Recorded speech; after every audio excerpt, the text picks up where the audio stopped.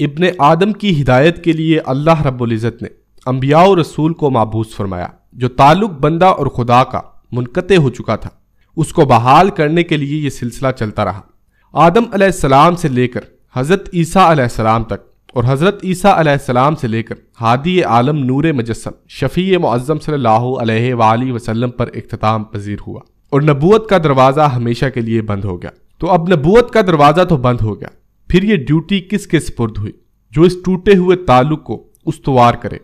तो अल्लाह रब्बुल इज़्ज़त ने इब्ने आदम में से अपने कुछ बंदों का इंतखाब किया जिनका ज़ाहिर तो उम्मती और मुतब्बे का था, लिबास तो खादिम और ग़ुलाम का था, नाम मुती और फरमा बरदार था, लेकिन बातिन नूर नबूवत से मुनव्वर था, सीना खजाना नबूवत से मुज़य्यन था। मालिक के साथ इतना मजबूत ताल्लुक के लम्हा भर भी याद इलाही और इत्तबाए रसूल सल्लल्लाहु अलैहि वसल्लम से गाफिल न था। उठना बैठना, चलना फिरना, खाना पीना, हालांकि सोना जागना भी, एक सांस भी खुदा की मर्जी के बगैर नहीं लेते और खालिक के साथ इतना गहरा ताल्लुक और प्यार के हर लम्हा इनकी फिक्र की फलाह कामयाबी कैसे मिलेगी, ये कैसे मुराद तक पहुंचेगी, मंजिल तक रसाई कैसे होगी, ये अबदी सरमदी कामयाबी कैसे हासिल करेंगे। हर वक्त उम्मत मुस्तफ़ा सल्लल्लाहु अलैहि वसल्लम की आसानियां पैदा करने और गोहर मुराद हासिल करने की फिक्र में रहते हैं। नाज़रीन ग्रामी, तारीख़ फ़लसफ़ा इस्लामी का मुताला करें तो अंदाज़ा होगा कि इमाम गज़ाली, अलकंदी, इब्ने रुश्द, इब्ने सीना, मुल्ला सदरा और इब्ने खल्दून वगैरह ने मखसूस अलूम पर अलग अलग असनाफ में लिखा और नाम पैदा किया। दोस्तों, अलशेखुल अकबर मुहय्यिद्दीन इब्नुल अरबी रहमतुल्लाह अलैह इन्हीं बंदगाने खुदा में से एक हैं। इब्नुल अरबी का इल्मी मुकाम और मर्तबा कितना बुलंद है हम आपको आज की इस वीडियो में बताएंगे। दोस्तों, इब्नुल अरबी की वलादत बासआदत मशरिकी उंदलस स्पेन के शहर मुर्सिया में पीर की रात 17 रमजान मुबारक 560 हिजरी में हुई। मशरिक वाले खसूसन वो लोग जिनकी मादरी ज़बान फारसी है आपको इब्नुल अरबी कहते हैं, जबकि मगरिब में आप इब्नुल अरबी और इब्ने सराका के नाम से पहचाने जाते हैं। आपको सबसे ज्यादा शोहरत अलशेखुल अकबर के लकब से हुई और मुसलमानों की तारीख में यह लकब किसी दूसरी शख्सियत के लिए इस्तेमाल नहीं किया गया। आपके वालिद अली बिन मोहम्मद साहब जाहिद आलिम और मुत्तकी थे और गौसुल आज़म मुहय्यिद्दीन सैयदी शेख अब्दुल कादिर जिलानी रहमतुल्लाह अलैह के अकीदतमंदों में से थे। आपका ख़ानदान अपनी शराफत, जाहु जलाल, इल्म मार्फत, जाहिद व तकवा, अमरात व इज़्ज़त में अपने वक्त में मुमताज़ हसीयत रखता था। आपके वालिद गिरामी फ़िक़्ह व हदीस में मुमताज़ मुकाम रखते थे। इसके अलावा वो अजीम फ़लसफ़ी इब्ने रुश्द के दोस्त और सुल्तान अशबीलिया के वज़ीर भी थे। आप 8 साल की उम्र में अपने खानदान के साथ 568 हिजरी में मुर्सिया से उंदलस के दारुल खिलाफा अशबीलिया आ गए और 598 हिजरी तक वहीं मुकीम रहे। इस दौरान इब्नुल अरबी रहमतुल्लाह अलैह ने इल्म व अदब में दस्तरस हासिल की। शुरू में अबू बकर मोहम्मद बिन खल्फ और अबुल कासिम अब्दुर्रहमान अल-शराइत अल-क़र्तबी से क़राअत व सबा की तालीम हासिल की। यहाँ पर आप तकरीबन 30 साल का अरसा रहे और उंदलसी सूफिया कराम से इस्तिफ़ादा किया। इब्तदाई तलीम के मराहिल में आप मुर्सिया और लशबूना में तय कर चुके थे। अशबीलिया में आपको अपने वक्त के नामूर आलमों के कदमों में बैठने की सआदत मिली। मुरवजा दीनी और दुनियावी तालीम के हसूल के साथ साथ आपका बहुत सा वक्त सुफिया की खिदमत में गुजरता था। तसव्वुफ का सिलसिला आपके खानदान में कायम था। आपके मामू अबू मुस्लिम अल-ख्वालानी जो सारी रात इबादत में गुजारते थे। इसी तरह इब्नुल अरबी फतुहात मक्किया में अपने बारे में लिखते हैं कि मेरा दखूल इस तरीके में 580 हिजरी में हुआ जबकि आपकी उम्र 20 बरस की थी। इस बारे में बयान किया जाता है कि आप अशबीलिया के किसी अमीर कबीर की दावत में मदऊ थे जहां पर आपकी तरह दूसरे रुसा के बेटों को बुलाया गया था। खाने के बाद जब जाम गर्दिश करने लगा और सुराही आप तक पहुंची और आपने जाम को हाथ में पकड़ा तो गैब से आवाज आई, ए मोहम्मद, क्या तुमको इसलिए पैदा किया गया था? तो आपने जाम को हाथ से रख दिया और परेशानी के आलम में दावत से बाहर निकल गए। गेट पर आपने वजीर के एक चरवाहे को देखा जिसका लिबास मिट्टी से अटा हुआ था। आप इसके साथ हो लिए और शहर से बाहर अपने कपड़ों का इसके कपड़ों से तबादला किया। कई घंटों तक वीरानों में घूमने के बाद आप एक कब्रिस्तान पर पहुंचे जो नहर के किनारे पर वाक़या था। आपने वहां पर डेरा लगाने का फैसला किया और एक टूटी हुई कब्र में जा उतरे। दिन और रात जिक्र इलाही में मसरूफ हो गए और सवाए नमाज की अदायगी के वक्त इससे बाहर ना निकलते। 4 रोज के बाद आप बाहर निकले तो अलूम का एक दरिया लेकर लौटे।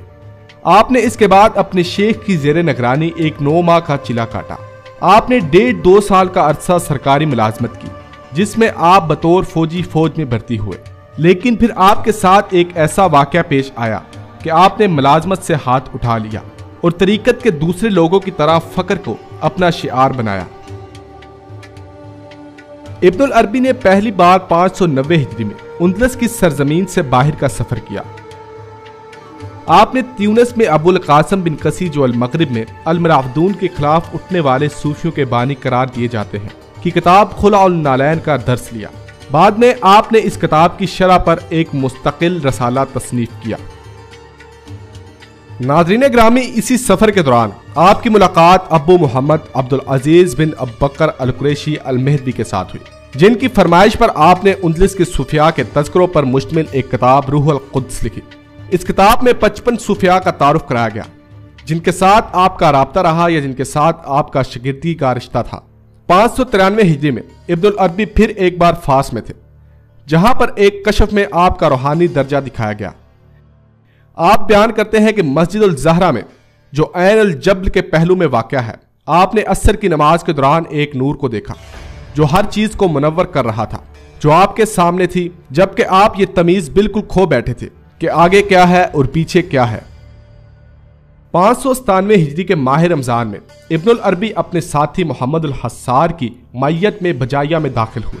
बजाया से आप 598 हिजरी को त्यूनस पहुंचे, जहां पर आप अपने दोस्त अबू मोहम्मद अब्दुल अजीज बिन अबकर अल कुरैशी अल मेहदवी के यहाँ ठहरे।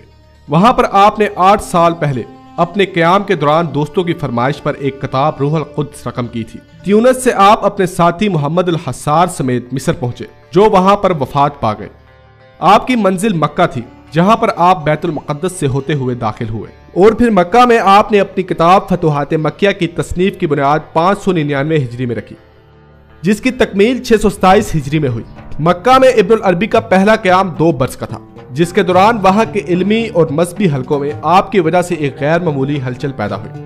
आपकी तसनीफी सरगर्मियों का अंदाजा इस बात से किया जा सकता है कि आपने इस दौरान अपनी किताब रूह अल कुद्स के मसवदे को मुकम्मल किया। आप बुलंद पाया शायर भी थे। मक्का में आपकी शायरी अपने नुक्ता अरूज पर पहुंची, जहां पर आपका दोस्ताना ताल्लुक अबू शुजा ज़ाहिर बिन रुस्तम और इनके खानदान के साथ था, जिसकी नुखेज लड़की निज़ाम ऐनुल शम्स के बारे में ख्याल किया जाता है कि वो आपकी शायरी की रूह बनी। खुद आपने अपने दीवाने तर्जमान अशवाक में निज़ाम का जिक्र तारीफी रंग में किया है, मगर बाद में जब आप पर मुखालफों ने आशिकाना शायरी करने का इल्जाम लगाया तो आपने इसको रद्द करने के लिए इस दीवान की शरह ज़खाइरुल अलाक लिखी, जिसमें साबित किया कि आपके अशार तसव्वुफ के मरवजा तरीकत से जरा बर हटकर नहीं है। इब्नुल अरबी 601 हिजरी में मक्का से रवाना होकर बगदाद, मूसल और दूसरे शहरों से होते हुए 603 हिजरी में काहिरा पहुंचे, जहां आप पर इर्तदाद का इल्जाम लगाया गया, मगर अयूबी हाकिम अल मुल्क अल आदिल ने आपकी जान बचाई। 604 हिजरी में आप फिर मक्का में वारिद हुए और 1 साल तक वहां पर क्याम किया। इसके बाद आप एशिया कूचक चले गए, जहां से 607 हिजरी में कूनिया पहुंचे, जहां पर सुल्तान के काउस ने आपका वलवले के साथ इस्तकबाल किया और आपकी रिहाइश के लिए एक मकान बनवाया, जिसे आपने बाद में एक भिखारी को दे दिया। दोस्तों, इसी तरह अगले बरसों में इब्नुल अरबी ने मुतअद्दिद सफर किए। 612 हिजरी में आप मक्का में थे। इस दौरान में आपके ताल्लुकात सलाहुद्दीन अयूबी के बेटे अल मुल्क उल ज़ाहिर के साथ, जो हलब का हाकिम था, दोस्ताना थे। एक वाक़े में जिसमें आप ऐसे एक शख्स की ज़ाय मौत को माफ कराने की सिफारिश करते हैं, पता चलता है कि वो आपकी किस कदर इज्जत करता है, क्योंकि इनकी आरा और तबसरा से इलामा इब्नुल अरबी की शख्सियत और इल्मी और अमली काबिलियत और खुदादाद सलाहियतें जो बारगाहे इलाही से आपको नसीब हुई, इन पे एक खातर ख्वाह रोशनी मिल जाती है। बाज निहायत जलीलुल कद्र बुजुर्गों ने आपसे इल्मी इख्तलाफ भी फरमाया है, लेकिन आपके मुनासिब रूहानी का इतराफ भी फरमाया है। 620 हिजरी में आपने दमिश्क को अपना वतन बनाया, जहां के हाकिमुल मुल्क अल आदिल ने आपको वहां पर आकर रहने की दावत दी थी। वहां पर आपने 28 रबीउल आखिर 638 हिजरी बामुताबिक 1240 ईस्वी को वफात पाई और ओजबल कासियून के पहलू में दफन किए गए, जो आज तक मर्जा ख्वासो आम है। तो दोस्तों, आज हमने आपको इब्नुल अरबी का मुकाम व मर्तबा और तारीख बताई है। तो अगर आपको हमारी वीडियो पसंद आए तो प्लीज़ हमारी वीडियो को लाइक, शेयर और कमेंट करना मत भूलिएगा। तो मिलते हैं नेक्स्ट वीडियो में। अल्लाह हाफिज़।